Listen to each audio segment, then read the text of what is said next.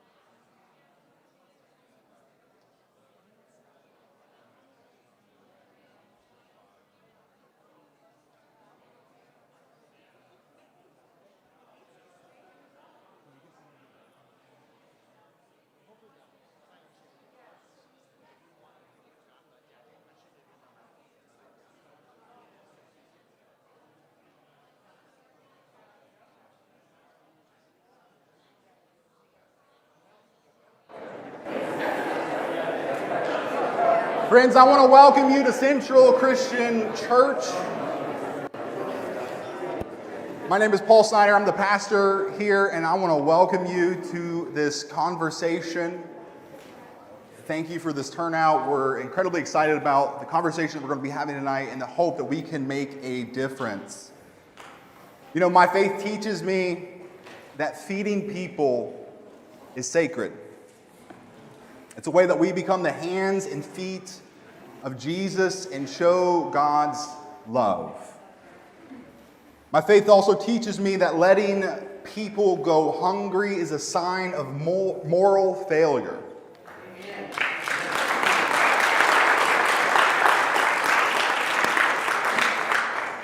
And so that's why we're hosting this conversation tonight. The library board's decision to end their food pantry will make people go hungry. I believe it was a decision made without forethought or care for those who need it, without thought of those who would hurt. And I'm not okay with that decision. Me neither.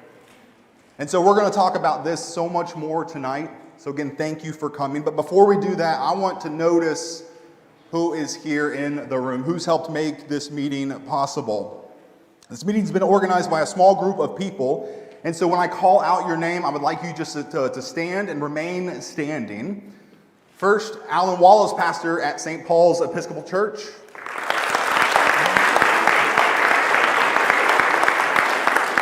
We got Pastor Danny at Culbertson Baptist.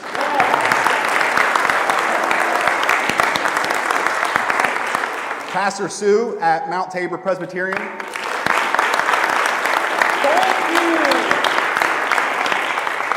I imagine that there might also be other clergy here, so if you're clergy in this room, Gabe Pfeffer, pastor at Park Christian Church. If you're other clergy, would you stand up? If you guys would remain standing too, if you could remain standing. Tonight's meeting is also possible because of Hoosier Action. We have Will Stoffer, we have Lakshmi, we have all the people of Hoosier Action. Hoosier Action, would you stand up?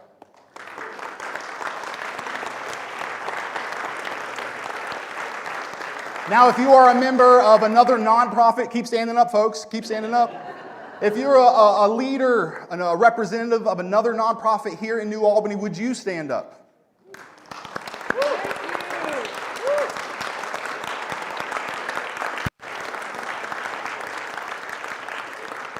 If you're here because you're part of a church and you thought this mattered, would you stand up?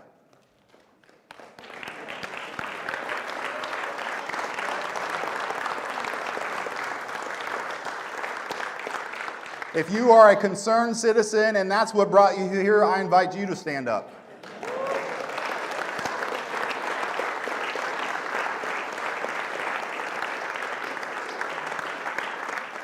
Friends, I want you to look around. What do you see? Everybody. I see power. Folks, we have power. We have a voice to make a difference. And so tonight I say, let's do that. You all may be seated, but I do want you to take a moment to turn to your neighbor, greet them, tell them your name, and let them know why you're here.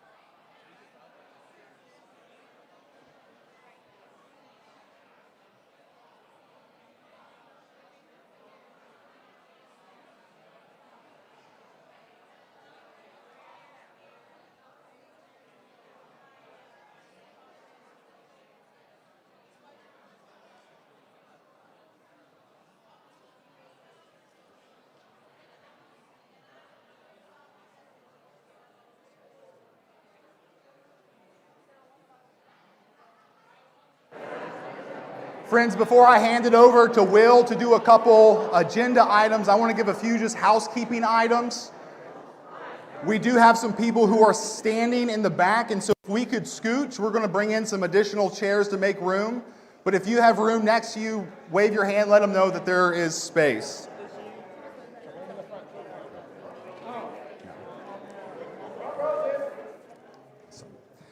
A couple other housekeeping items. If you have to go to the bathroom, it is out that door through the hallway. There is one immediately on the left. There's two other through the hallway. And then there's also two downstairs that are immediately opposite of the stairwells.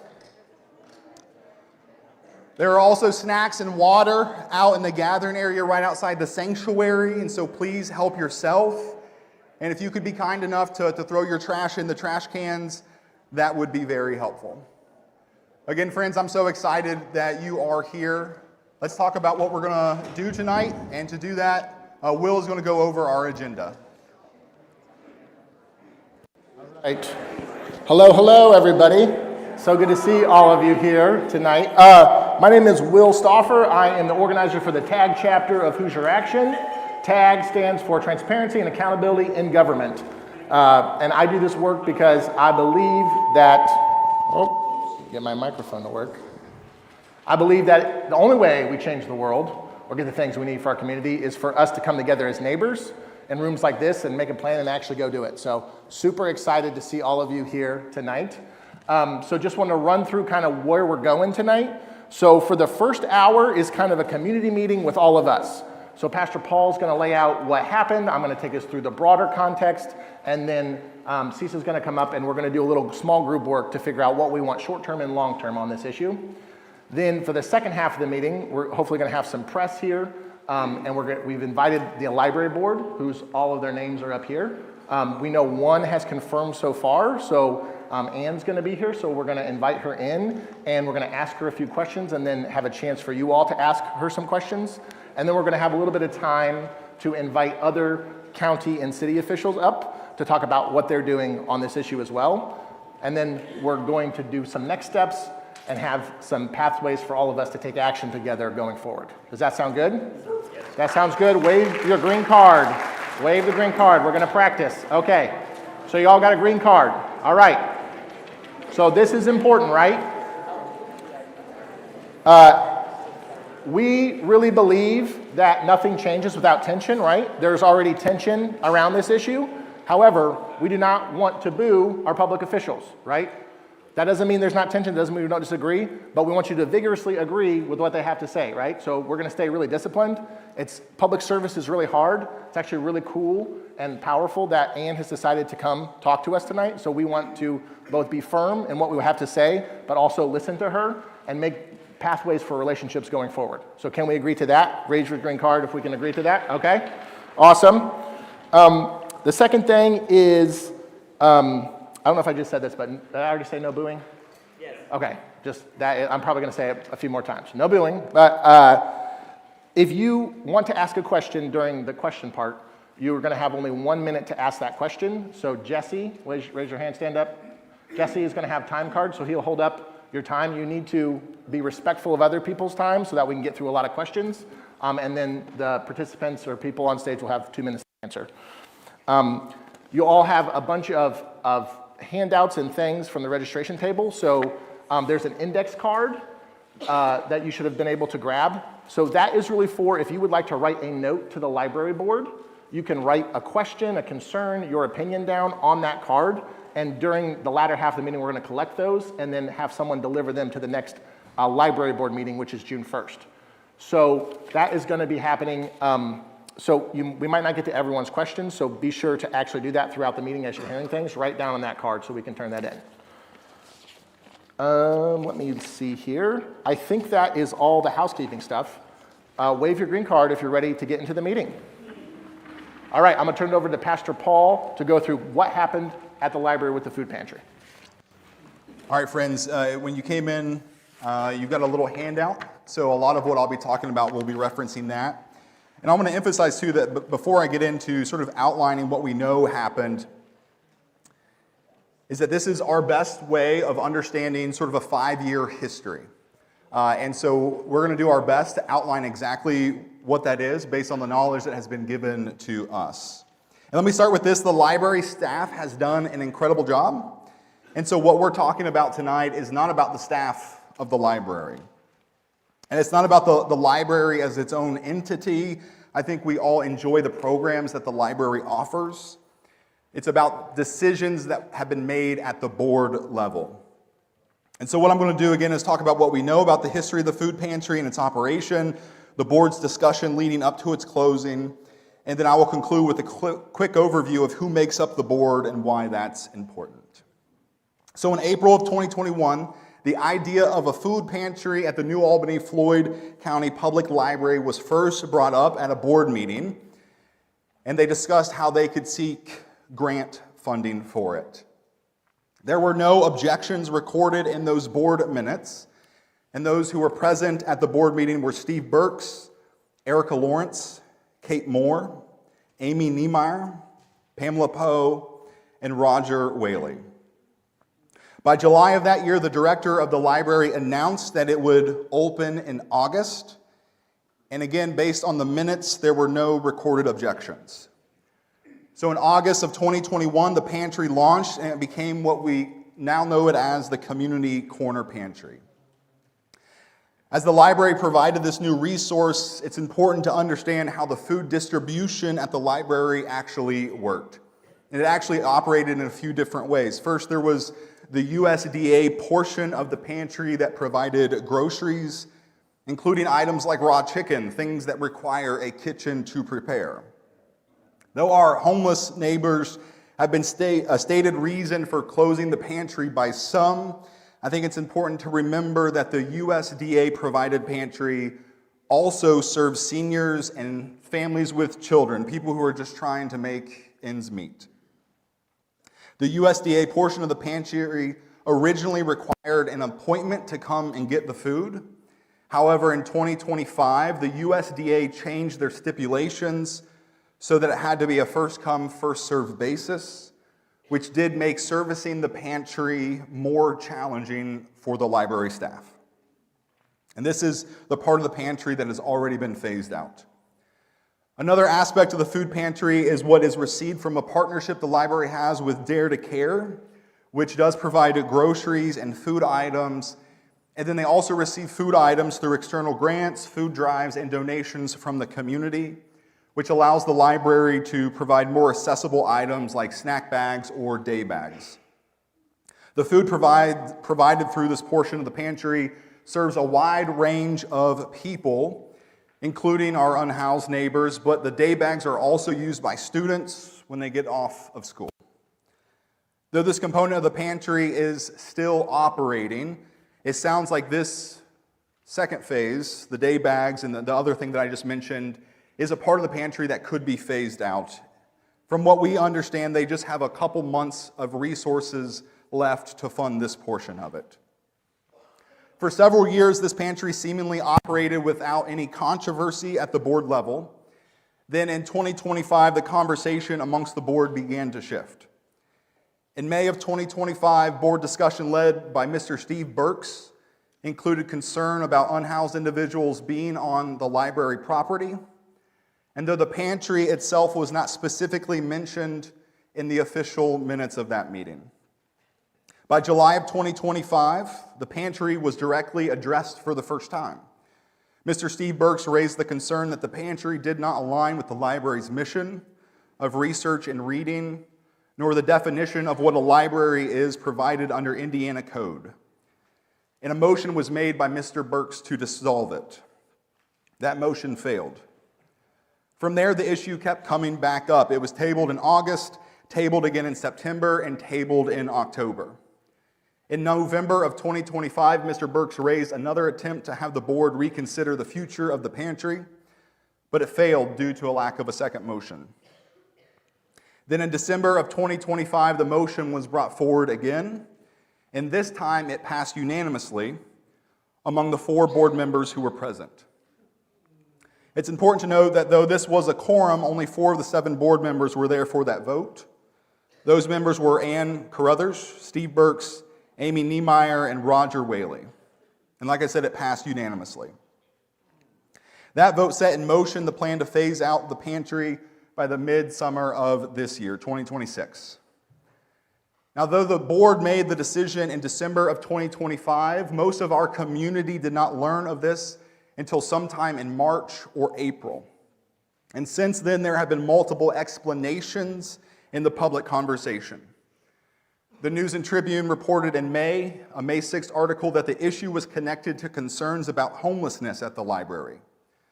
Other sources have suggested the reason is because the board didn't think a food pantry fit into the scope of what a library is or its mission.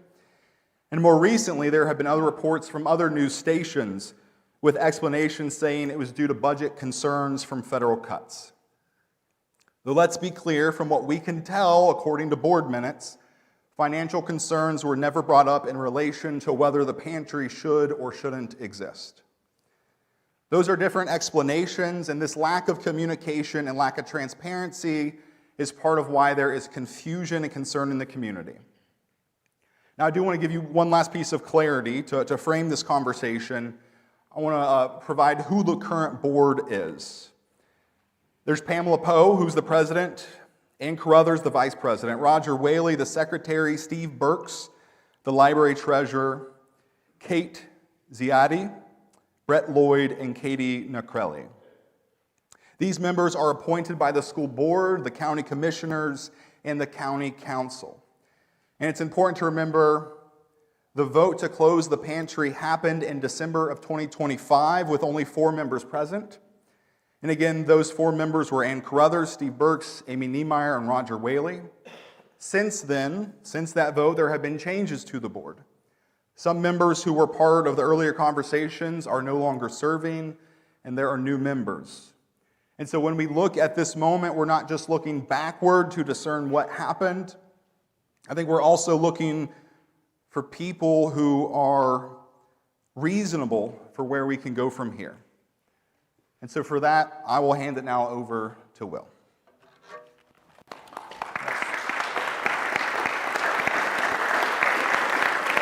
Thank you, Paul, for that rundown. So I just wanted to talk a little bit more about the context that we're in related to this decision that's being made, because it did not happen in a vacuum. There are things like happening in the world and happening at the local level, and it's important that we understand that. This is not just about food insecurity with the library board, right? This is the broader community we're trying to think about here. So I think the core question is, why do so many people go hungry? But first, I just want to ask, who here, raise your hand or green card if you've seen your grocery bills go up in the last few months? Yeah. Raise your green cards if you are struggling with rent or bills from other areas. And raise your green card if you have medical debt. I definitely do, right? So this affects all of us, right? Kind of what is happening in our world to make things hard for people like us and for the people in our community. So a lot of things happened before COVID, but COVID was a big moment, right? So people were struggling before COVID, and since the 1970s, wages have stalled while expenses have gone up for working people. It's all the same time that profits for companies have been increased and wealth concentration has happened, right? So that has gone up, but has not gotten to actual people. Context before COVID. During COVID, we saw huge amounts of wealth concentration from very rich corporations from people, right? And services being cut all across the board as regular people were struggling. We've seen institutions struggling post-COVID. We're in a church. I'm sure many of you go to church. I'm sure many of you have seen church attendance falling post-COVID because our behaviors have changed. We're getting more and more disconnected from each other as the internet becomes a more wild place with bots and AI and people, right? Not just that, we see that Facebook particularly, they use algorithms to try to get us to fight each other, and for profit, they're trying to call attention because that actually helps them out, right? And so we've been fighting each other online and had less in-person things to actually come together in rooms like this. That's also led to loneliness is at an all-time high. I feel that in my own life. There's fewer things to join, fewer people to relate to, and it's just too easy to stay at home and stream things or order DoorDash. I'm very guilty of that, right? It's too easy for us to do that and not actually connect with each other. But even places with automation, so in our town, right, the Kroger is always a big controversy, right? The lines are always super long, and they have been sometimes. But I've noticed a push towards automation where we don't have counters with our neighbors. Switch to this. Just to this? Okay. All right, is this better? All right, oh, that's great green cards, yes. Start over. I'm notorious for microphone issues. So back to automation and this reduced human connection that we're seeing. We're having less encounters with our neighbors and with people in our community, and that's not a decision that we all made. That is set at the top by corporations that are in our town and in all of our lives. So when this happens, everyone is getting squeezed, right? Healthcare, childcare, groceries, rent, it's all going up, and we're left trying to figure out how we're going to make it with our families and with our community. And this doesn't just affect our material lives. This affects our emotional lives and our mental health. I know tons of people are struggling with that right now. And even further than that, it affects our spiritual lives. Not just like the parts of our faith, but our actual spirits and our human connection with each other and what it actually means to be human these days. It has a toll on hopelessness and on feeling like things can't change. So this is the water that we've been swimming in. And our main tool as people to fix our problems is the tool of democracy. which is basically us coming together to decide, to pool our resources together through tax dollars and to decide what are the priorities that we need to see in our local community. That is what it is about. But it has been hijacked by a nationalized politics. All of our politics are nationalized. We're divided into the two-party system, into red team or blue team, and those parties at the national level are bought and paid for by big corporations. They do not care about our lives or our decisions here on the local level. And so when we kind of are forced to play into that through Facebook and through online stuff, we start to think of each other as enemies when most of the things we need are all things that are common to us. And the tech companies have a direct incentive to divide us. And those same tech companies, they donated to both presidential candidates last year in big numbers because they don't actually care who wins. They're going to get what they want because they can actually use their money and their power. So that is all playing out for us. And at the local level, it's kind of bleeding down into us. So we see our local political leaders who did not cause these problems. I just want to be clear about that, right? Public service is really hard, and it's really good that we have people running for office, right? And it is a hard job. And they did not cause all these problems. But what we routinely see is that leadership is about taking responsibility for the problems that you did not cause. Yes. That's also why all of you are in the room, because we're taking responsibility for our community. But we need to actually see that from our local politics. Where has leadership been from the city and the county in working together for a homeless shelter? I haven't seen it. Why don't we have a publicly funded food pantry that we can all use together? Money is not the problem. The American Rescue Plan, or ARPA, that saw millions of dollars come to the city and the county. I'm not sure all the things that were spent on that, but I do know that the city spent $2 million on a police station and not on a homeless shelter. I also know on the issue of money, the TAG chapter, we have been really working to figure out how much public dollars has been spent by Mayor Gahan on the dam issue. Right? We still don't know. He's denied public records requests. He has not met with us. He's not met with the public. That money could have gone to a homeless shelter, something that we desperately need. So the problem is, if our local party leaders from both parties are doing the same as national politics, which is not listening to regular people and just being accountable to their donors, to the private developers, and handing out deals to them only, we're not getting the democracy things that have been promised to us, and we're not getting the things that we actually need for our community. We don't want Band-Aids. We need solutions. We need a politics that's not based on party, but on people and issues. We don't do something, we will continue to see the decisions like this being made where a small group of people make the decisions for all of us. So we have got to bring back community-centered politics that's not based on party, back to the people, where we actually make decisions and partner with our local elected officials. That's what we need. Y'all can clap if you want to.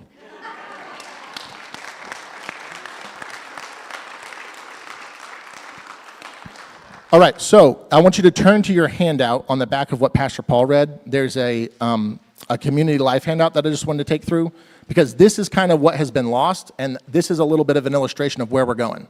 So it's this page right here. So at the top, you see there's 3 circles. One is political life, one is community life, and one is private life. So the political life is where the decisions are made about resources and the rules. We're all pretty familiar with that, right? Community life is kind of what we're doing right here and right now.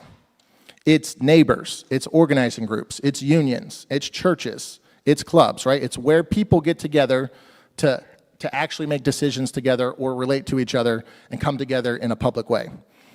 And then there's private life, which is your closest friends and families, those closest to you. So how it's supposed to work, which is the next graphic, is that our private life concerns, we're supposed to take and share with our community members and groups, and then get together and go talk about and advocate for the things we want and demand them from our local, state, and federal government. That's how it's supposed to work. It's where we come together to solve problems, make sense of what's happening, and decide what we want. But what's been changing since COVID and for a little while is our community life has been broken down. So that is that next level. When that happens, there are fewer places to gather, less connections between neighbors, more decisions far away from us, and arguments over national politics where we actually can't get to decide. So the result is, if you are a private life individual, how can you make an impact on the political? Does anybody know? Okay, you could run for office and you can vote, those are good things, but does anybody listen to one person voting? Politicians don't do that, no. So the only way as a private individual you can make an impact on politics when there's no community life is if you have a lot of money, right? So that's what we see in the elections. We see big donors, right? Trying to push what they want, right? So they can do that. But the rest of us, we have to rebuild our community life and get together and align in groups like this to go say, this is what we want. And we have to stick together on that. That's the only way that we can actually have power. So that is what we think we need to do, and I think that is the only way we're going to solve this issue in the short term and for community care in the long term, is we have to figure out how to get together. We have to be the ones to rebuild community life. We have to come together around our collective issues and values and demand action. We need a politics that is for something, not against something. We need to demand from our Democratic leadership, from Party Chair Adam Dickey and from Mayor Gahan, we need them to do better and to work with the county to solve this issue. We need to demand from Republican leadership the same thing, including Party Chair Steve Burks. He is the Floyd County Party Chair, right? He's also on the board. He's been pushing this. We need to demand from him and from leadership, hey, work with the city on this. Work with us on this. We have to all come together. If we can do that, that will be the start of a new politics where we actually can put what we want into the public arena and into what we need to have. If we can do that, all of our lives are going to be better, we're all going to be safer, and we're all going to be healthier, and more will be possible. So tonight, later in the meeting, we have a whole summer program and a bunch of volunteer opportunities that can get us together to start doing that. So we're going to hear from the library in just a minute. Okay. The library is not here tonight, so we're going to hear from CISA is going to come up, and we're going to do a little bit of small group work, and it's going to be about the short term, which is like, how do we solve this current issue happening, and also the long term. So I'm going to call CISA up here for that.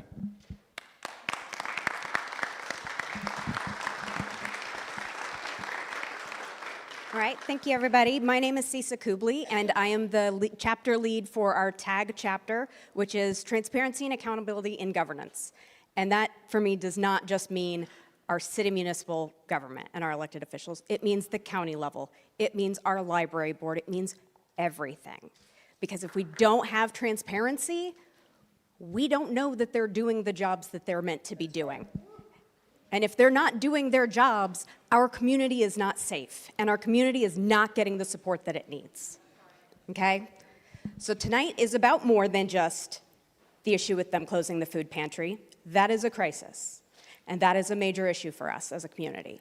But it's not just about that, and it's not just about us sitting in this room tonight. This is about something much bigger, because this week it's the food pantry. But what are they going to take away next week? What are we going to lose a month from now? Maybe the food pantry doesn't affect me personally. What am I going to lose that's going to hurt me? What's going to hurt my neighbors? All of this goes together. This is our community life, and that's why we have to do this. So what we're going to do now is we're going to focus on what can be done. Okay? We're not going to solve this issue tonight, but we've got a lot of brains in the room, which means we've got a lot of thoughts that can be happening. We've got a lot that we can generate with conversation. So what we're going to do is divide into two groups, first off. And so I'm going to have this side of the sanctuary, if you would, when we get going, divide up into little groups of, 4 or 5 amongst yourselves, and talk about what are the long-term investments that we need to make to take care of people. And by people, I mean every single person in our community. That is not just people who look like me. It is not just people who go to the church that I go to or shop at the places I shop. It is everybody. Okay? How are we going to take care of our neighbors? And on this side, I'm going to have you do the same thing. You're going to divide up into just groups of 4 and 5 and talk amongst yourselves. But we're going to focus on this side about what can we do in the short term to fix this issue. Because losing a food pantry, when we have so many neighbors who are food insecure, This is a crisis. This is something we have to figure out. So take some time and also think about, what do you want to ask the library board? Because while the library spokesperson opted not to get up and speak tonight, and that's fine, that is a library staff person, not a library board elected person, we do have seats up here for every one of our library board members who are appointed. And we are hoping that at least one, if not more of them, is going to join us tonight. So you're going to have the opportunity to submit your questions. What do you want to ask them about this decision, about what we're going to do, and about what our library means to our community? Because one of the arguments for this is that a food pantry doesn't belong in a place that lends out books. And I don't know that I have ever thought of my library as just being a place that lends out books. Okay? Our library is a community resource center, and that's what we need.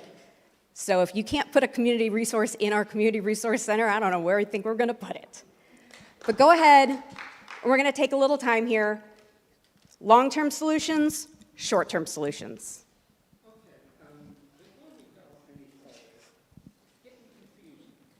Sure. Just a moment, I'll repeat once the question is out. I'll speak a little louder. We've been sitting here, listening. Number one, does Floyd County connect with Clark County? There is a homeless coalition over there. Exit 0. My wife works at the Jeffersonville County. Do you want to address this? I'm very much aware that there are organizations over there. Historically, New Albany has pushed the issue over to Clark County. Exactly.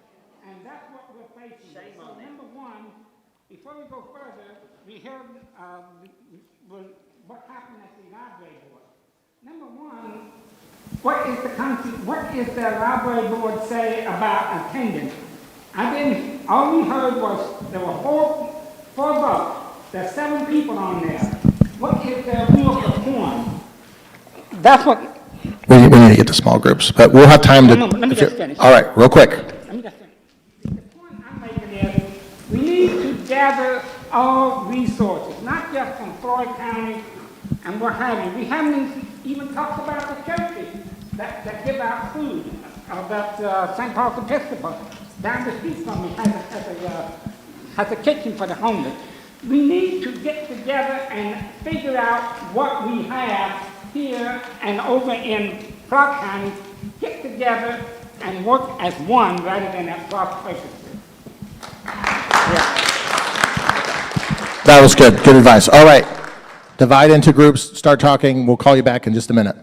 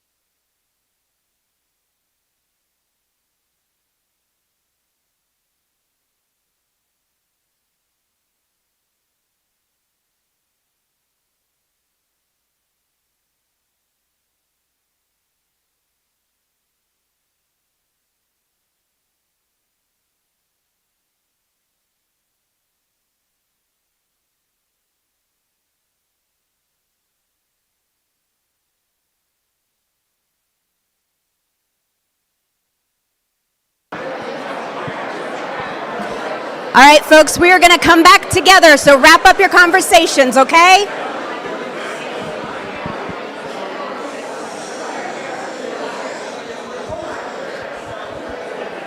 All right. All right, guys, let's come back together.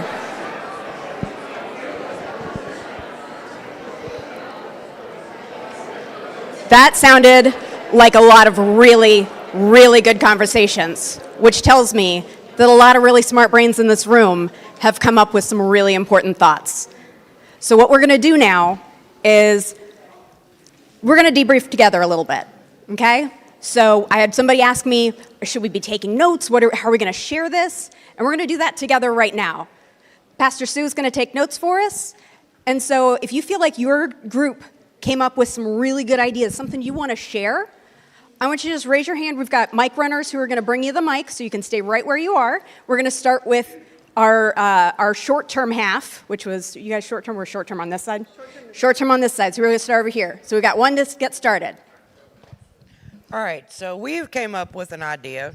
Don't know how well it would float with everything, but I run a nonprofit, and we get a lot of people that come in that need to get volunteer hours. So they get their hours in, we sign a paper, and they're good to go. But colleges need this. We've got people that are in ROTC that need it. There's the high schools, we've got probation officers that require community service. We've got court systems that require community service. So why can't we get that combined to where the volunteers can help with doing any of the services with the food instead of everybody relying on the staff, which is such an issue? Yeah, sounds like volunteers could be a great way to augment who's actually doing the labor of the food pantry. So we've got that up there. Who else we got? Get you a mic here in just a sec.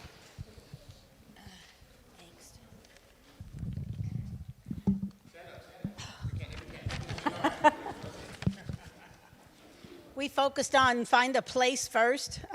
We thought Main Street. Is it on? Okay. We focused on find a place first. We know that Main Street belongs to Homeless Coalition of Southern Indiana. We know it needs a lot of work, but is there some way we could use the facility? Find one spot within the church you could fix up good enough to work? Can you bring in a refrigerated food truck? The issue also came up that this isn't just a New Albany issue. We have people who are working out in the county with food pantries. So if it was a food truck, if it were movable, it could go to one location one day, another location another day, use their volunteers. That's right, meet the people where they are. All right, what else we got? I just have a follow-up question. I'm sorry, what building were you talking about on Main Street? The old Main Street Methodist Church was donated from Methodist Civic Council to the Homeless Coalition of Europe. Yeah. All right, let's get one more over here from this side, one more short term. Yes. One other short term that we had came up with, attending all the open board meetings. Board meetings are to be open to the public unless That's they are right, about they are. executive interests. And then other than that, even just showing up at the library as a protest against what they're doing. That's right, thank you. I can only imagine how many more really good ideas probably came up here. So we are going to pivot just for the sake of time, and we're going to take some options and see what our long-term side of our room came up with. What are some good long-term solutions that we might want to look at or propose? We need to stop treating it as a them or they issue. It's an us issue. Because when we Exactly. separate the people from us, then, we make them like a back burner thing. Like they don't exist. You don't see it, they don't exist. And the thing is that we are all, in retrospect, 1 or 2 paychecks away or 1 or 2 disasters away from being homeless. I mean, how many people are have $1,000 in savings? I'm sure not many of us. So, I mean... Exactly, this is about our community. One trip and, you're in the hospital.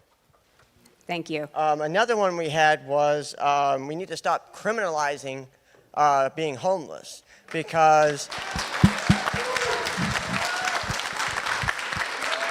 as we all know, the state of Indiana has said that if you're caught sleeping on a bench, you know, you could be thrown out of the town and then you're jailed if you're found doing it again. I mean, where are they going to go? If they ain't got a homeless shelter, then where are they going to go? Exactly. Thank you. What are some other long-term thoughts that we have here? Get one or two more.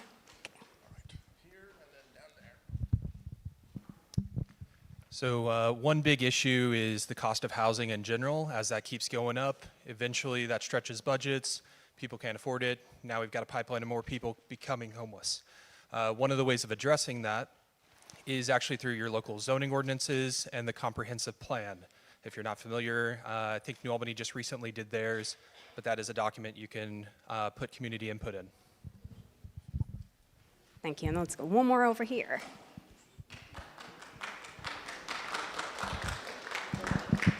We feel that the city and the county officials should cooperate, know what each other is doing. There should be more transparency with our local government. And also, officials need to address that there is an unhoused issue in this community. Yes, hold up those green cards. Ignoring it because you don't know what to do about it is not going to work. Thank you so much, guys.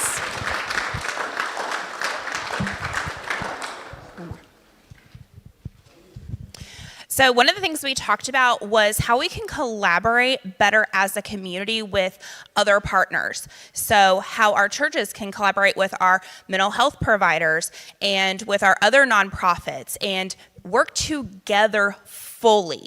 So one of the biggest things we talked about was our mental health and how a lot of our homeless population really struggles with their mental health. So let's work together and help ensure that those who are struggling and are on the streets get the support that they need, and how then we can, as mental health providers, ensure that they get to the next appropriate steps and partner with our churches and with those nonprofits in our communities. I see you all over there who talked about that for short term. So that's our long term goal. Excellent. All right, do we have time for one more, Will, or you want to? Right. Okay. Well, I got sorry, everyone.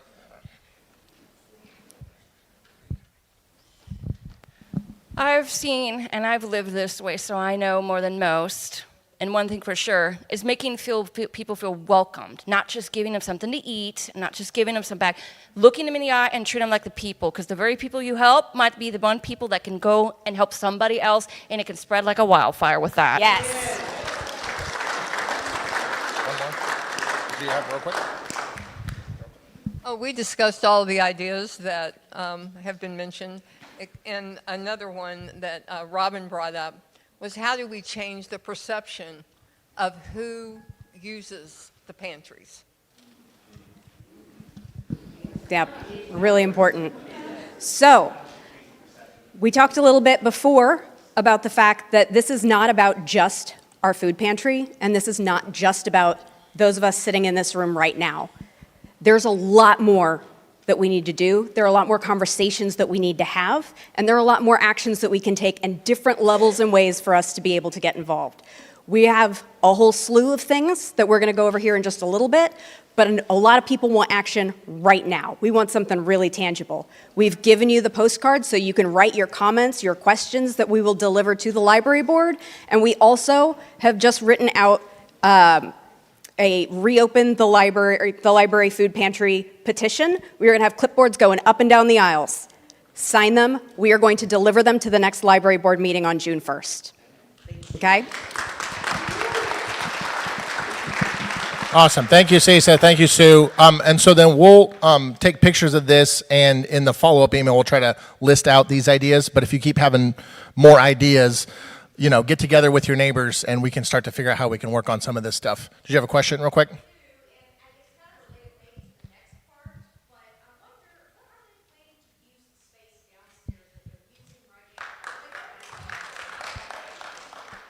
Yeah, that is a great question, and so maybe someone can ask that for the next part here. So let's put this over here, and then, yes, round of applause, everyone, for taking charge.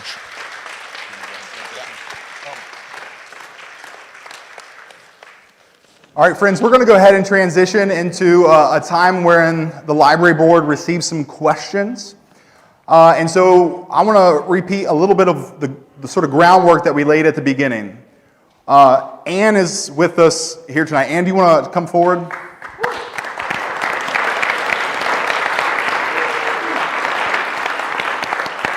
And one of the things I want to do as she comes forward is celebrate that she is here.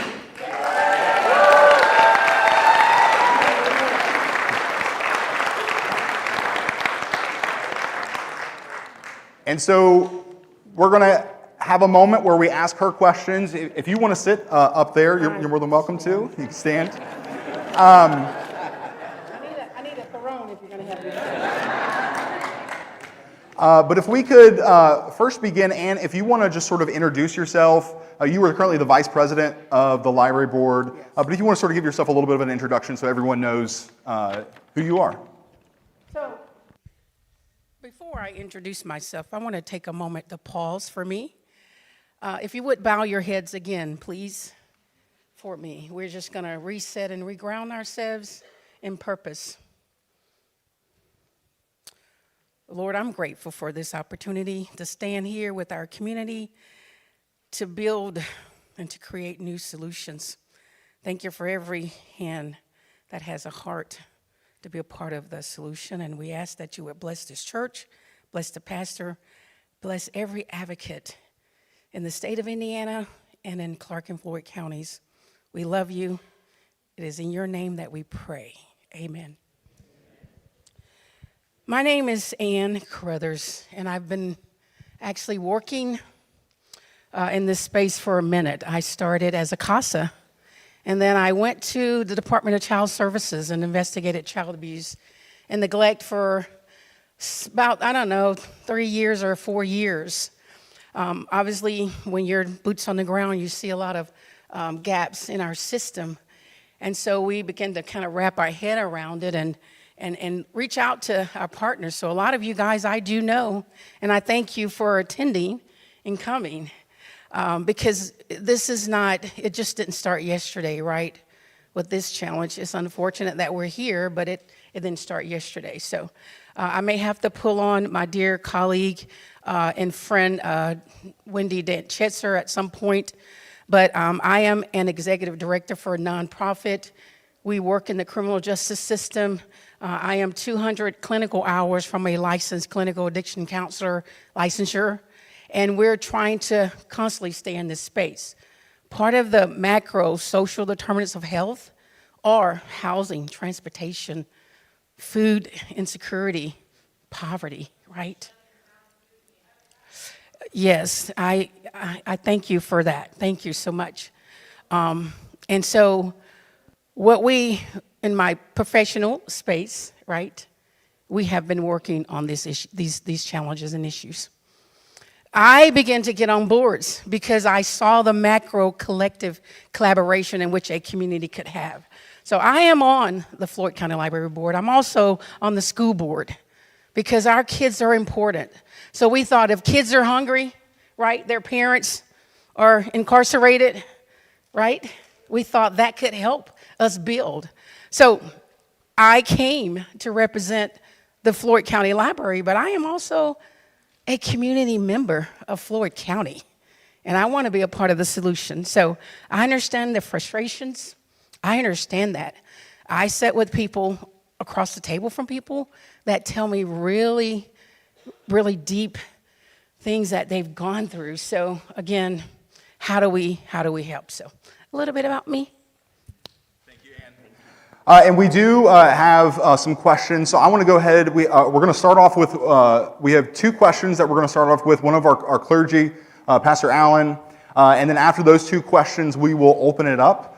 Again, we're going to ask that the questions be kept to under a minute so that we can get to as many as we can. And then if you could keep your responses to 2 minutes, that would help facilitate the conversation. Shauna, can you time me, please? Thank you.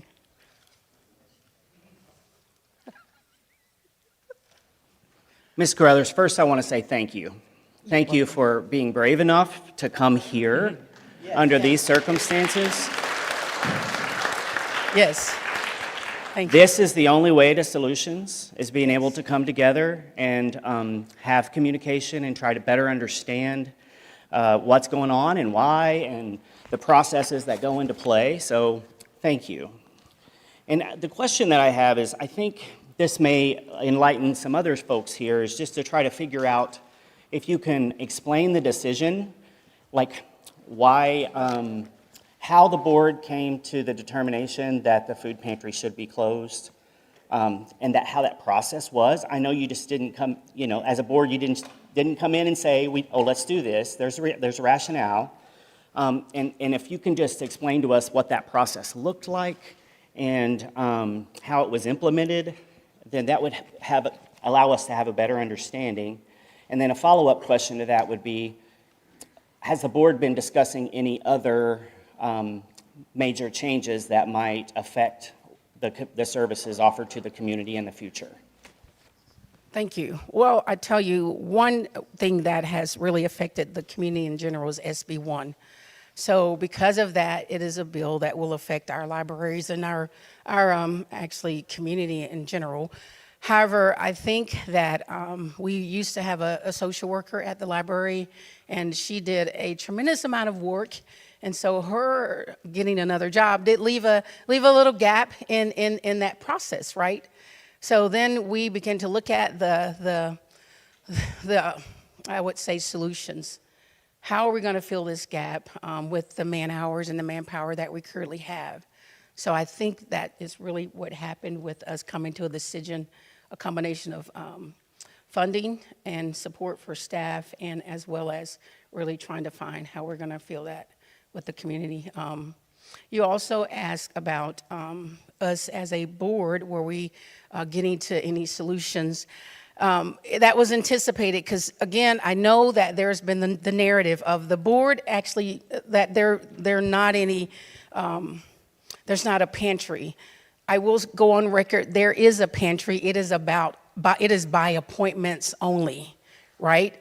There are also day bags, and Peyton, I may call you, I'm not sure the name, I think it's day bags as well, right, that we give to, I don't know, over 30 patrons daily between 9 and 11.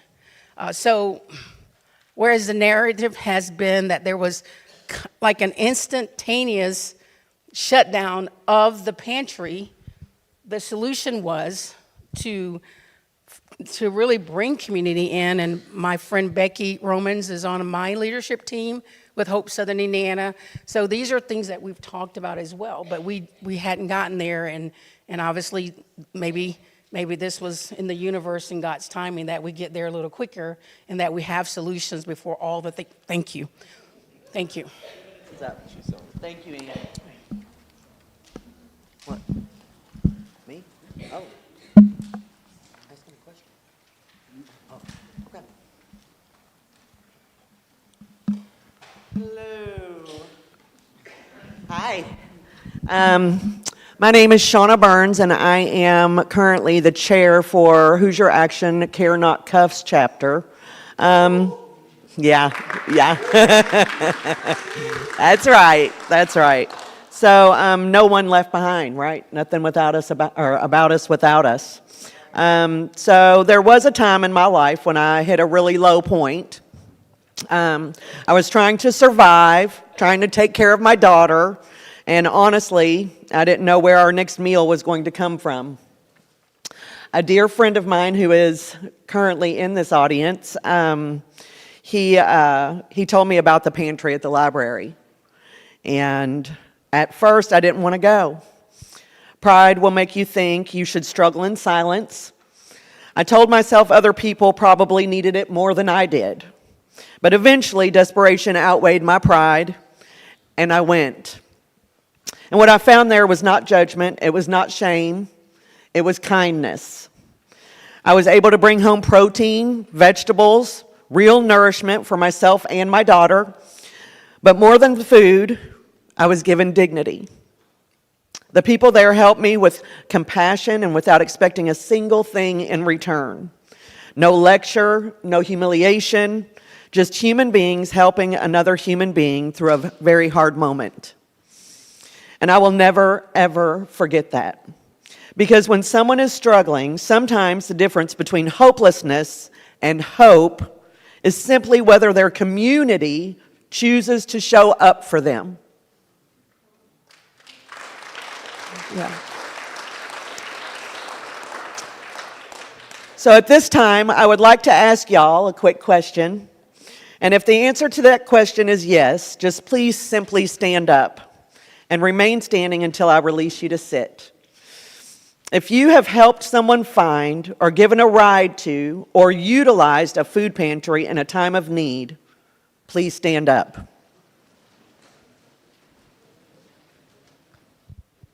Thank you. Have a seat.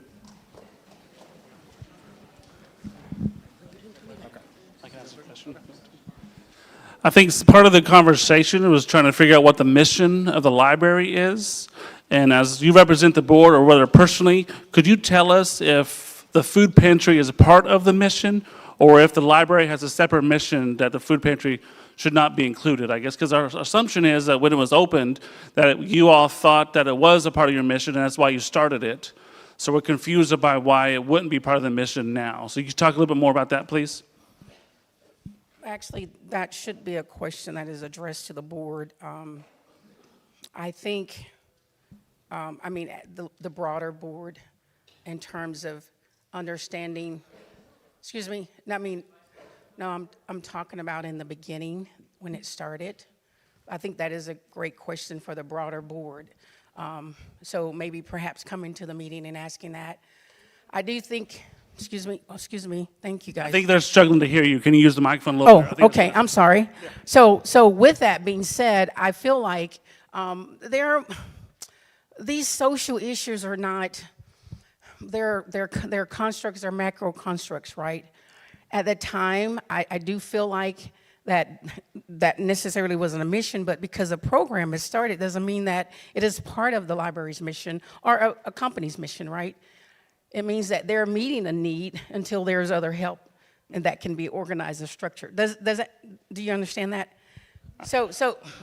Yeah, well, yes, there are statutes of the library. So again, I feel like that companies or governmental entities create programs to meet a need, but that does not necessarily mean that that is a mission of the library or the company. You asked the question, I gave you an answer. Does someone else have a question? All right, come on up here. I'll come to you. So as a social worker, as a therapist, as a person who has been with DCS in the state of Indiana for well over 10 years, I'm in the recovery community now. You keep speaking of the macro concept. Excuse me. Everyone in this room, everyone in the state of Indiana, it is a micro concept because we are all individuals.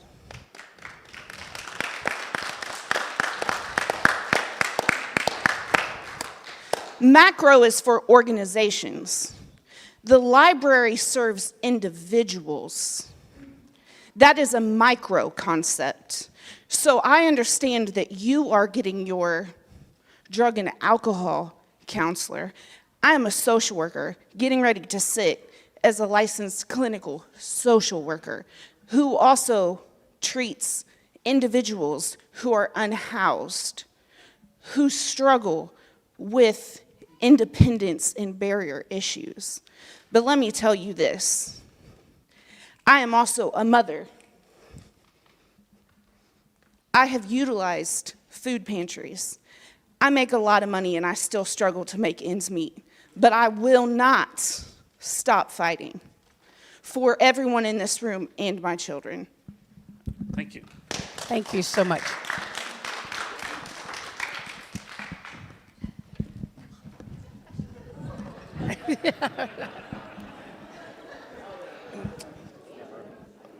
So, Ann, my name's Eddie. And so with the food pantries that we have out here, you know, how we struggle and stuff. My question is, like, can we have volunteers to come and help do that program so that way we could have the stuff that people need out here? As opposed to staff. Well, I mean, you know, again, before this matter had fully run its course, there were already conversations. We just were not able to get there. And so I feel like this is a community issue. And yeah, great. Excuse me? Okay, so you've decided that this decision was made, we're going to phase this out because we have all of these other organizations and groups that can step in and help fulfill this need, is essentially what you're talking about when you're talking about these macro organizations. But none of these organizations have actually been able to step in and fulfill that need. It was a decision that was, it seems, it was a decision that was made of, oh, we'll go ahead and get rid of this, and then somebody will step up. But all of the organizations that are in here, including the one that I'm a member of, we all live on donations. We don't necessarily all have grant writers to help get some of that USDA funding and the Dare to Care programs that you all, as the library board and trustees, have access to. And now, we are all going to struggle that much more to be able to make those ends meet. And we talk about, is this part of the library's mission, et cetera? I still have actually not yet heard why the decision was made. Because publicly, there's a bunch of dirty, unhoused people who are hanging out at the library, and it makes people uncomfortable.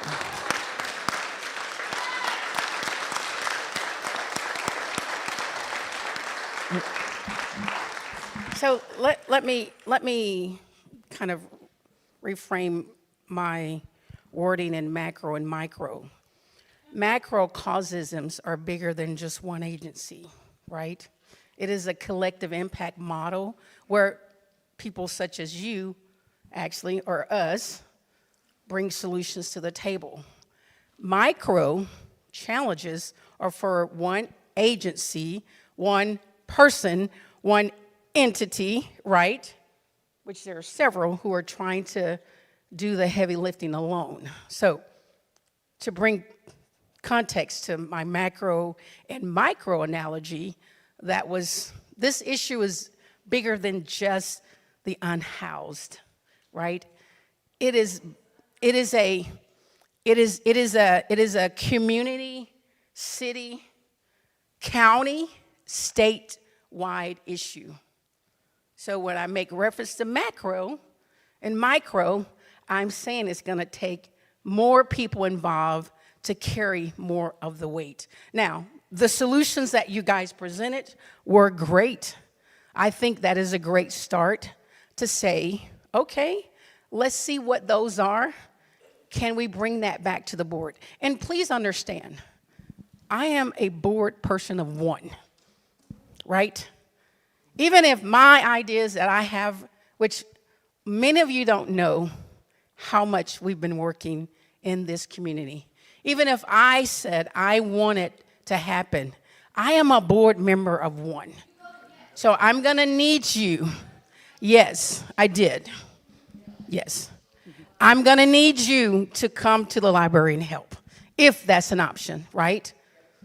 Collectively, come and make a difference.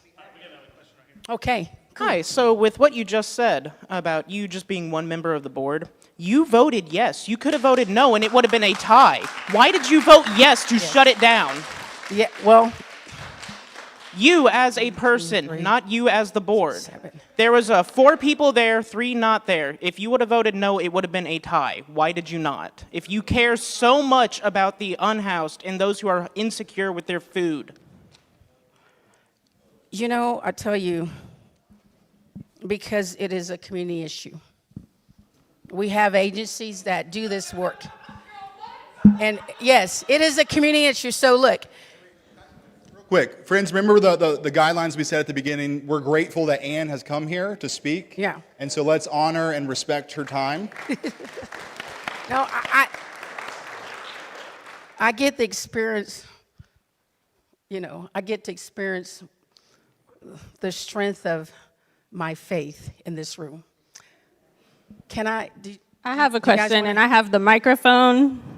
Yes. So my question, it's two parts. You mentioned the social worker leaving and that being a position that was really facilitating. My understanding is that position was never reposted.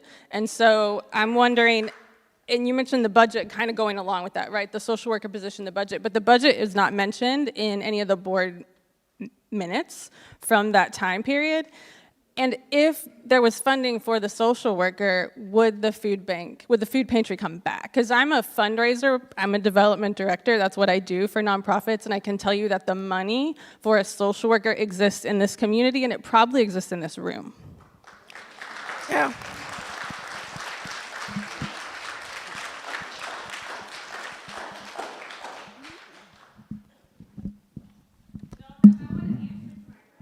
Oh, I wasn't sure. So, hey, so have you reached out to the library to come and present a proposal of sort?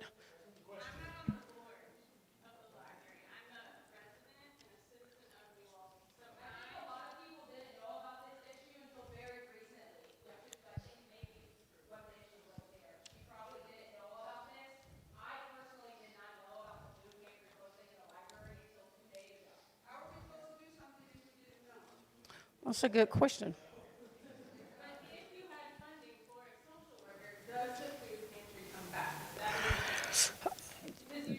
I don't make those decisions. That's a question that the board has to agree on. And so, I mean, I don't have an answer for that. Because if there's a solution in the room, maybe we should. Yes, it has. And they have hired someone, yes. Yes.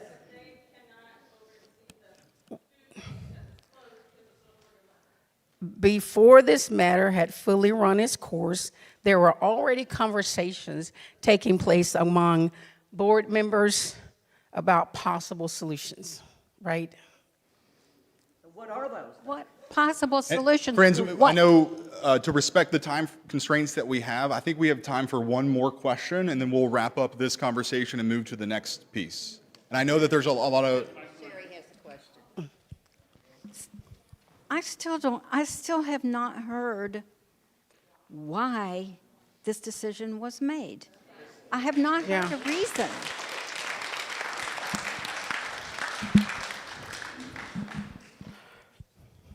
Well, why it was made is because the board agreed. Well, there are several. It's not a secret. I'm trying to frame, because I don't speak for, again. Well, can you share about the reasoning that led to the decision then? Well, why? Yes.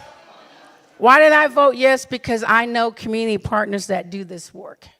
So I had heard that the Homeless Coalition had a church, and my reasoning was I thought they were going to be able to do that work there. And so, yes, I did.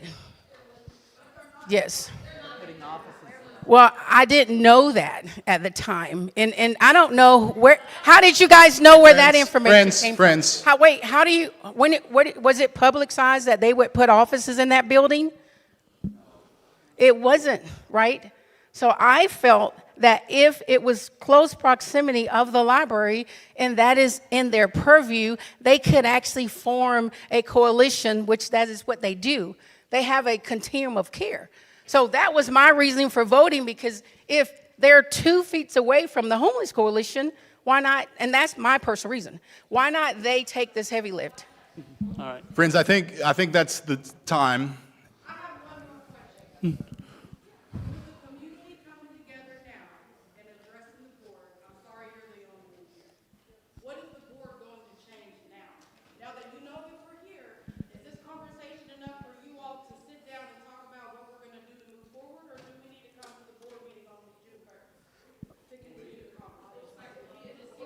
I think that would be a great idea. I also think that, Will, you had taken pictures of the information, because in the power of people and solutions, guys, we need you all.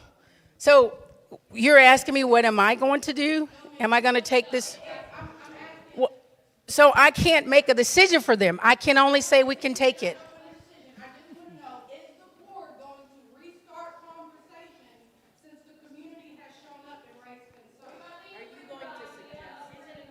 I can suggest that. Thank you for helping me. I can suggest that because I am a person of one, right? So I will suggest that on behalf of the community. But again, I don't make that decision. All right, thank you. Thank you. Yeah.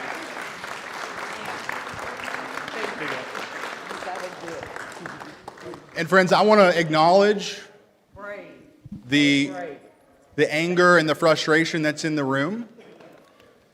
I want to invite us to take a deep breath. Exhale.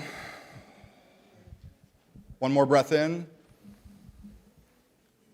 One more breath out. At the beginning, I said, let's look around and see that there's power in this room. Power is so important, but we have to channel it. And so I think this is a really good step. You heard her say that she would talk about that at the next board. I encourage all of you to go to the next board meeting. June 1st at 5:30. At the library. It is at the library. Yep, 5:30 at the library. In the auditorium. And I'm going to transition to Will to move us into the next piece. Yeah. So once again, thank you, Ann, for being here to answer questions. That is very brave. One round of applause for Ann. We want all our public officials to be able to do that, right? Like that was brave, and we want to hear answers. So I also want you guys to notice who was not here tonight. Everyone was invited, and Ann was the only one that showed up to answer questions. So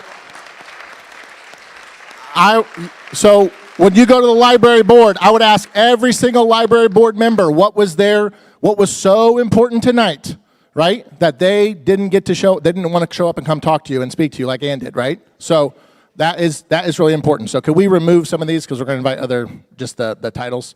Okay, so this next half is we do have some city and some county public officials here as well. So we want to invite some of them up to the stage to answer a few questions from the public about what they are going to be doing around this issue as well, right? Because we need to make this a total issue. So if you're a public official from the city or the county and want to come up and answer, we can sit up here and just a few questions on what we can do. What? We have a few here. Could the city councilors come up and any county councilors who'd like to answer a few questions, please?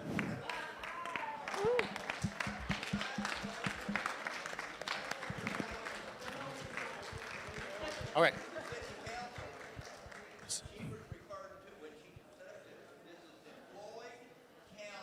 Okay.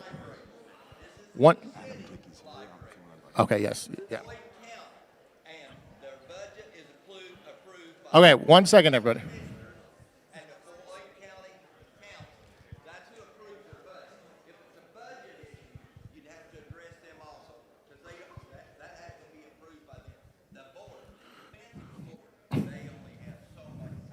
So,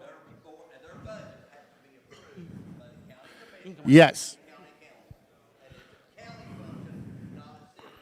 Yes. Okay, so to that point, what we're saying here at the start of the meeting is, yes, this is a county issue, the library board issue.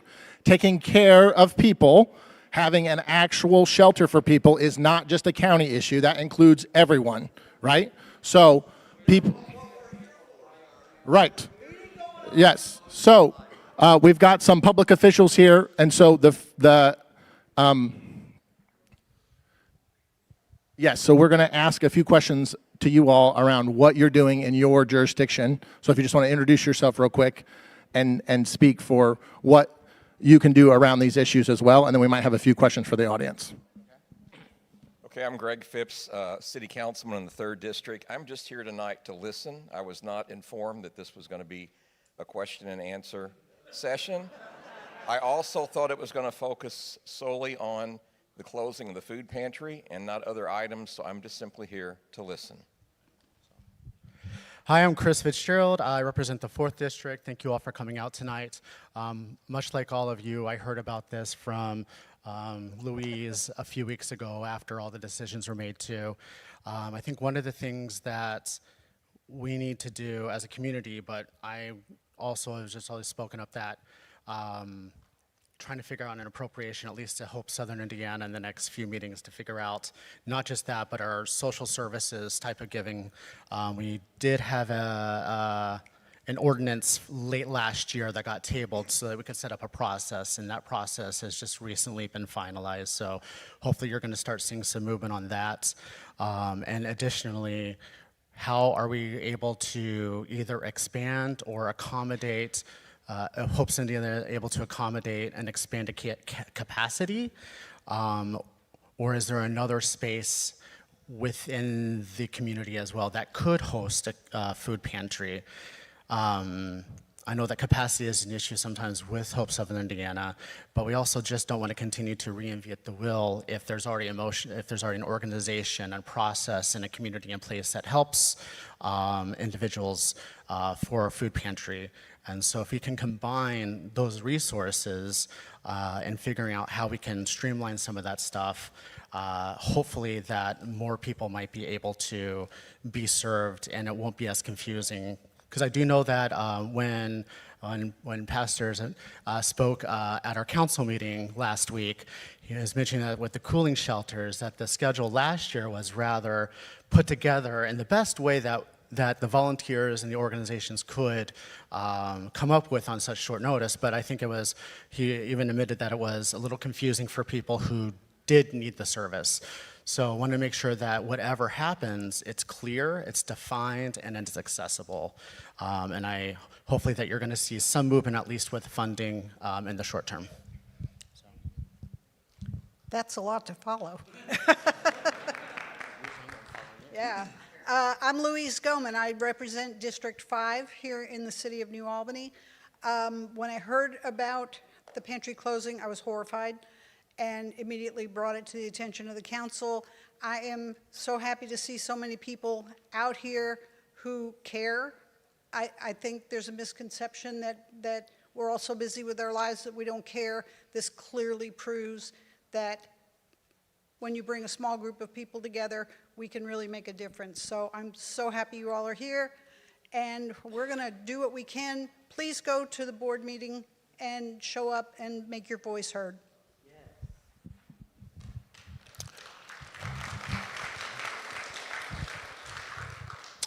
Good evening. Ed Clear, State Representative. It's great to see all of you out here. This is how change happens. So thank you for being here. And thanks to Central Christian and the other churches that are collaborating on this, and to Hoosier Action for bringing people together. Hoosier Action is doing tremendous work in our community to help make people's voices heard. So thank you, Will, and thank you, Hoosier Action. This is a community problem, and it requires a community solution. So I'm grateful to see so many members of our community out here this evening. Homelessness is a tough issue. I've worked on it for many years, and homeless people are under attack right now.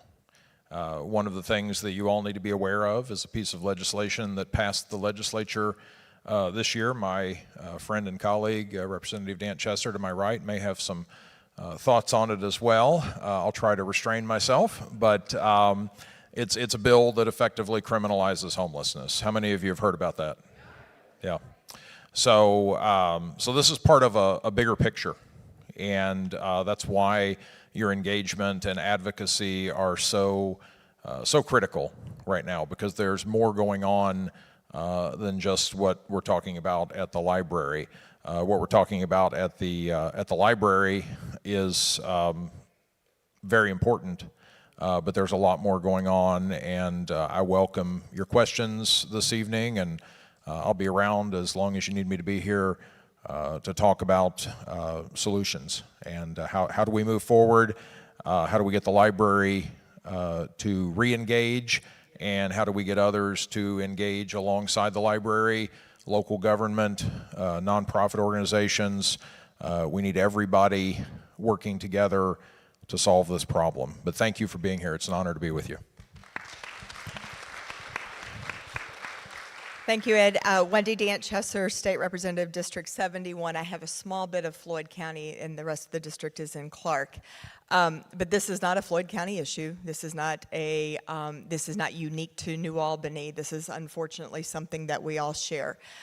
Rep. Clear really started down the path that we could spend a lot of time on, and that is, what is it going to take to get the message that we are all in this together to look out for one another? And that's a hard message to get across in this environment. There are good people who think at the time that they're making decisions that they're making good decisions. You heard Ms. Carruthers defend to the best of her ability what a board of directors did. When that board made the decision, they were probably, and I think that the June 1st meeting will give a lot more indication, what were those parameters that they were looking at? And what did they do to try to find solutions for those? I don't know the answer to that, and we may not get appropriate or we may not get answers to that question that satisfy us. But moving forward, we have to figure that out. So the way that Hoosier Action arranged the group discussions was fabulous. This side of the group, when I was over here, we were talking about what's the immediate need. And we need the first responders to really focus on that immediate need, because the last thing we want is for the folks to show up and not hungry and not have a solution. But this side of the room really focused on the hard stuff, and that's those long-term commitments that it's going to take. And I think that the power of that conversation is going to continue beyond tonight, and I, like many of the folks up here, also commit to helping as best as we're able.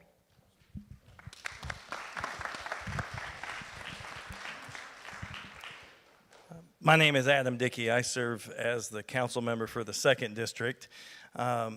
Didn't think I was originally going to be here. I had a 6 o'clock appointment and was able to get that finished and came on down and saw that the conversation was still going on. So I'm grateful that they were able to welcome me in and get me up here on stage to listen to all of you.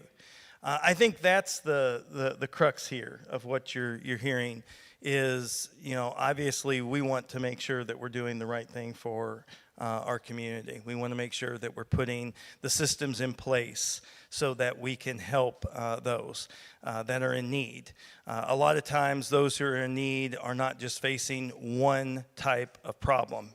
They're not just facing homelessness. They're also facing addiction. They're facing food insecurity. They're facing other problems in their life. And that's where I think we need to come together to try and figure out what is the comprehensive service that we can provide, whether that be linking units of government like the township trustee, who has the principal job of responding to emergency relief. In the old days, they used to call that poor relief, but I think emergency relief is a little bit better lexicon. Or whether it be what we do as a city with our community development block grant. And for example, funds there going to help with addiction, funds there going to help with Clothe-A-Teen, funds there going to help with other programs. So I'm really thrilled to see everyone here. The community engagement is important, and I want to make sure that we continue to reflect that.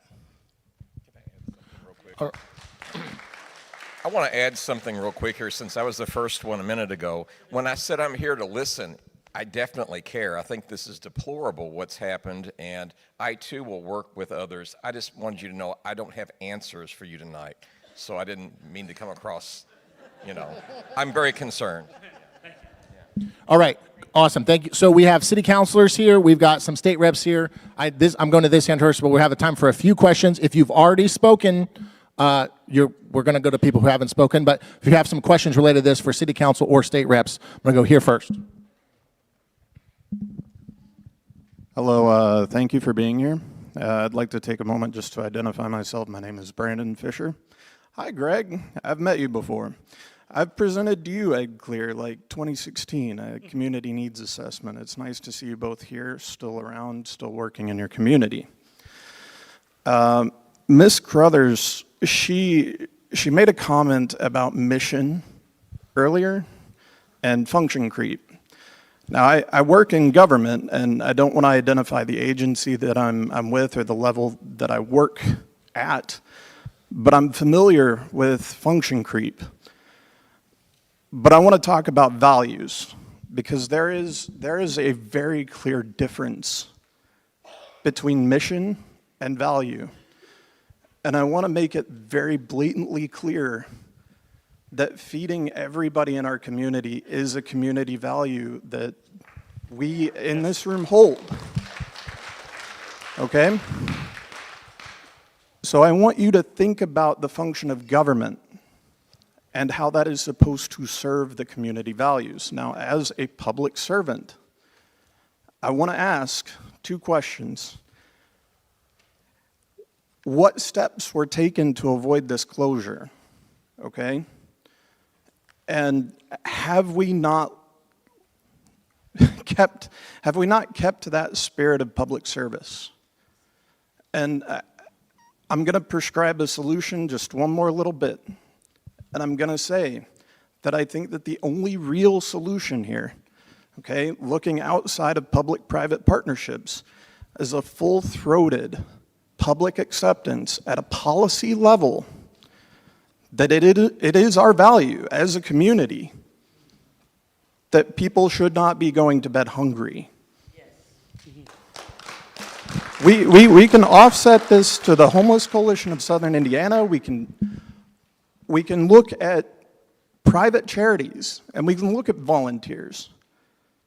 But at a policy level, we must accept that that is our value as a community. And that's all I have to say. But also, those 2 questions. Have we not lost the spirit of public service, and what are we going to do? Short answers if anyone wants to answer that. And then if you have a question specifically for city council or for any of the state reps. Did I see it? Anybody want to respond to that? We can move on to another question. If you don't have an answer, that's fine. But.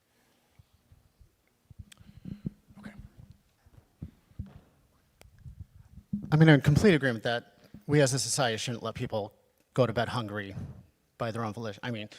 But I did mention earlier in my opening remarks that trying to figure out how to support our nonprofits who are the experts in the areas that they are fielding. So the organizations like Hope Southern Indiana, like some of the other, like our neighborhood churches who are dealing with a whole host of issues that how can we support them continue their mission that provides public relief and wholeness to the people who might need their services. And I mentioned earlier that with the appropriation that we talked about a little bit earlier, hopefully that we are going to see some more movement on that shortly, but making sure that we are building capacity within the organizations that have the day-to-day expertise and knowledge for these for the communities that they're serving. So.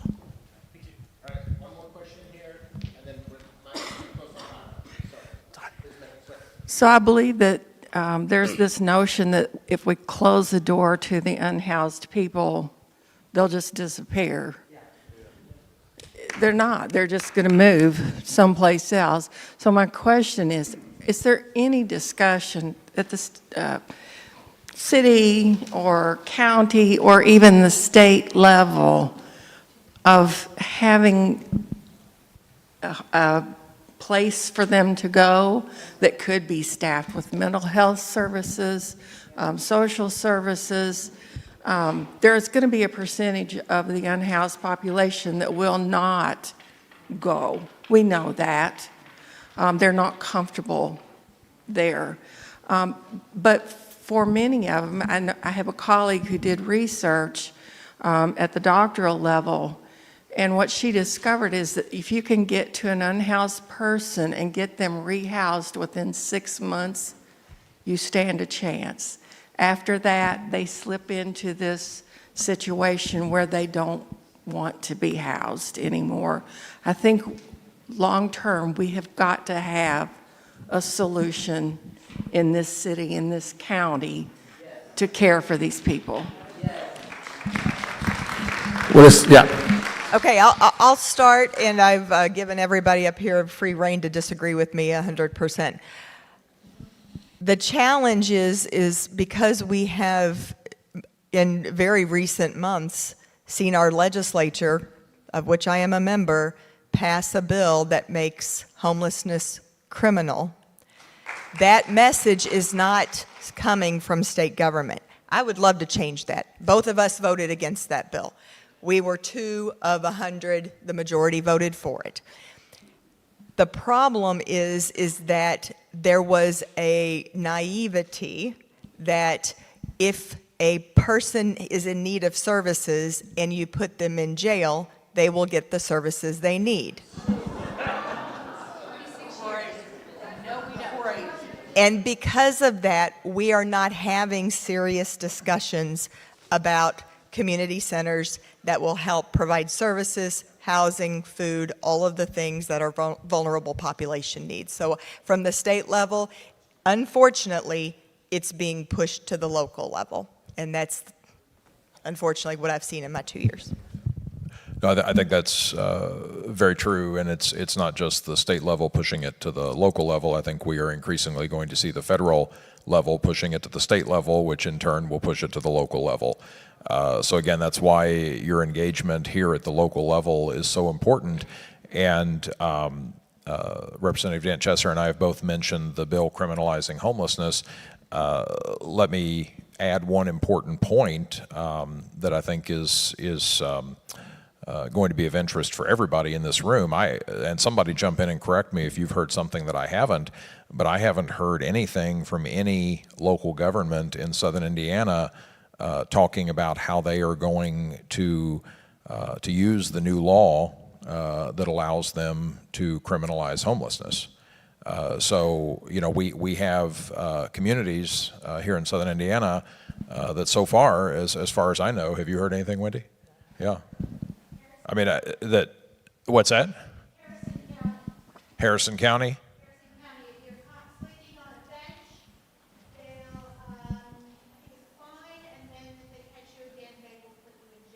Yeah. So my concern, she said Harrison County says a fine on the first offense if you're sleeping on a bench, and then a second offense they'll put you in jail. My concern, where I'm going with this, is I'm afraid that we're going to see communities use the new law as a tool to intimidate homeless people and push them out of whatever community they're in.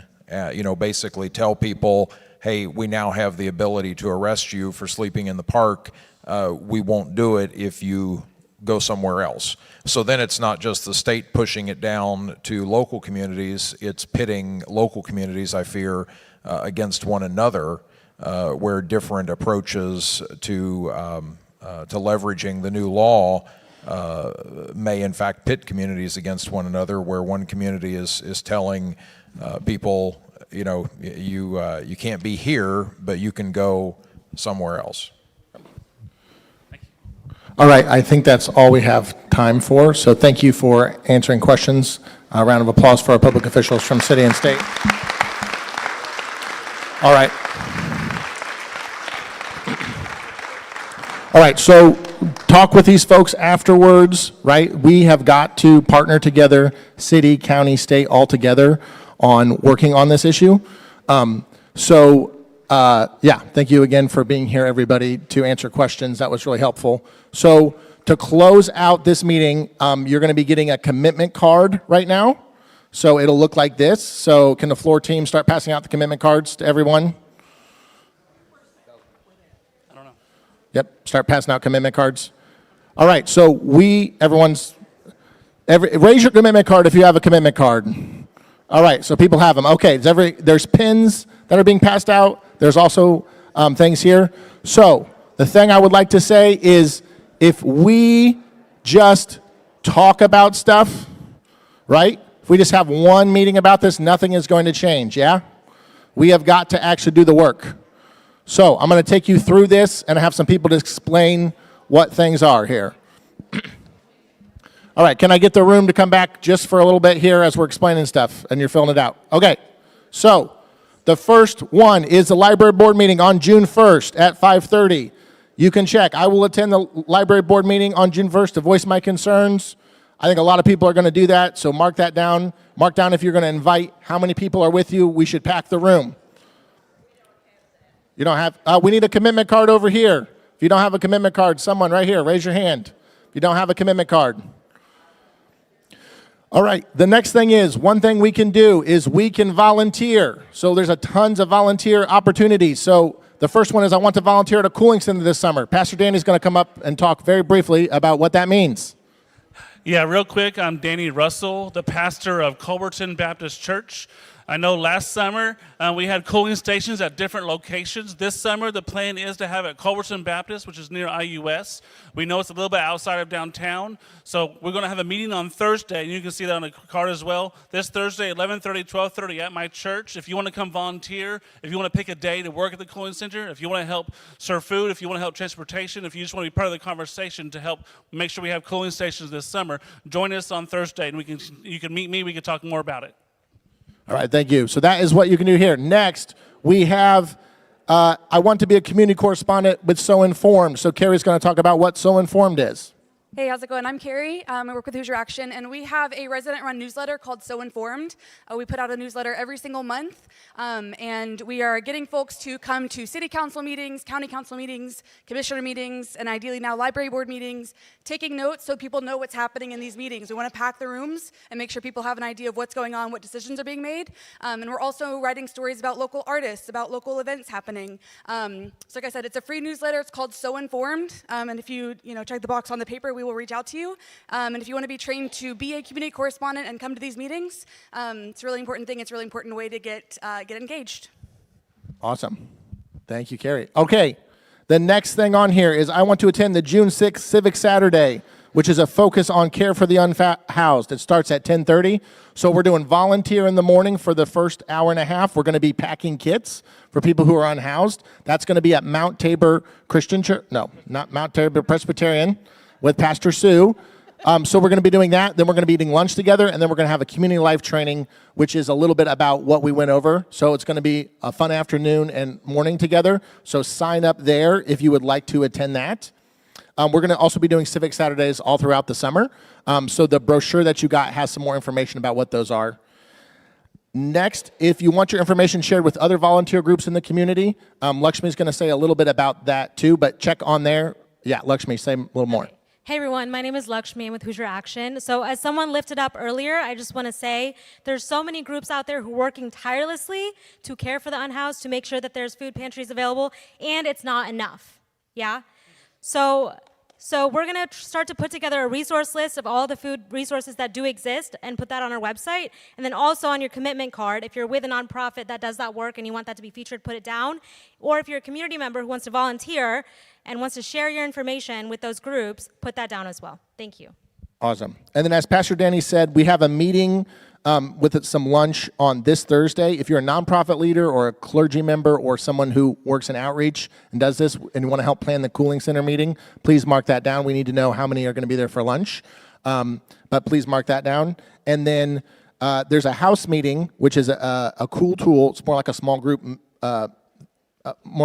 meeting. That's meeting on Thursday, May 21st at 7 p.m. at the office. Tony's going to come up and talk a little bit about that. But our house meeting program that we're doing is all about talking with our neighbors in a small group about what's happening in the community and how we can change things. So if you'd like to come see what that is, we're going to have some trainings later so more people can do that. But Tony's going to explain this one. Yeah, I'm Tony Hostetler. I'm the lead organizer for the Care Not Cuffs chapter of Hoosier Action. Whoop! Nothing about us without us. Will kind of stole my thunder a little bit, but we're doing a summer program. We want to meet in smaller groups, 8, 10, 12 people, and we're calling a house meeting program. We're going to extend this through the summer. Doesn't have to be at a house. It can be at a coffee shop. It can be in your yard. But we want to hear more. We want to take our community life back.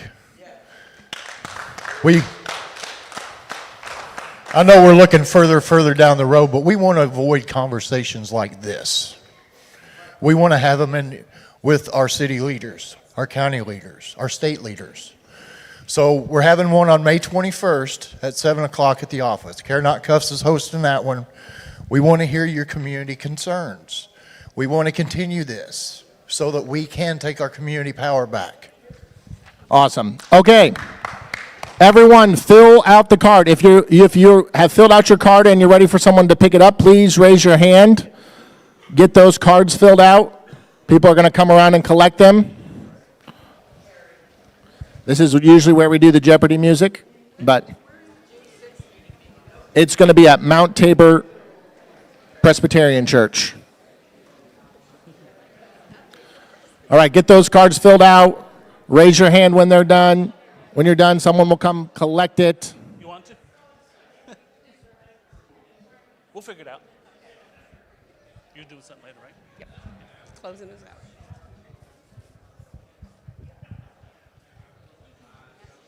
The lady who said I is a deacon at my church. Oh, cool. And she's Presbyterian before Baptist, so she gravitated toward you. Nice. We're all in the same pool. So you can also go to county council meetings and commissioner meetings and library board meetings, right, and city council. So look on appropriate websites to go to all of those. All right, any more people have commitment cards? Raise your hand. Okay, folks. Hey, I know a lot. Let's real quick.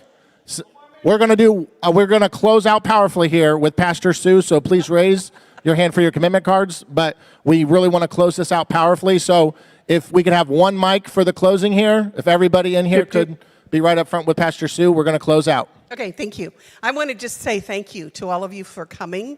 I want you to know that there are other clergy who are a part of this clergy group for Hoosier Action. We are working together because we understand the importance of working together as community, that this is how we do, in our opinion, the work of God.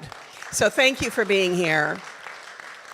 I'm going to invite you, whether you are of a person of faith or not faith, if you're someone who prays or does not pray, whatever anchors you, find that position of peace, take a breath, and pause in a spirit of reflection and hope.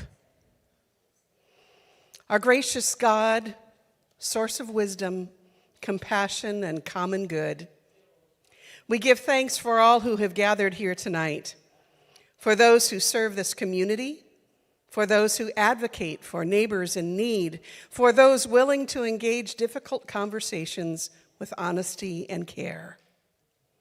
We acknowledge that decisions affecting a community carry real human consequences. So give us wisdom when choices are difficult, courage when accountability is needed, and humility to listen deeply to one another. Help us remember that every policy, every program, and every public decision ultimately touches human lives, especially those who are vulnerable, struggling, or unseen. For those among us who pray, may we be guided by compassion and justice.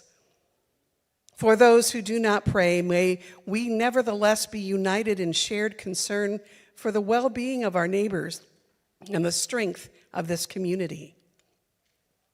May we leave this place as one, committed not only to speaking but to listening, not only to protecting institutions but to serving people, not only to disagreement but to the hard work of partnership. Grant us wisdom for the days ahead and the resolve to seek the good of all. Amen. Thank you, y'all. May it go. Go team!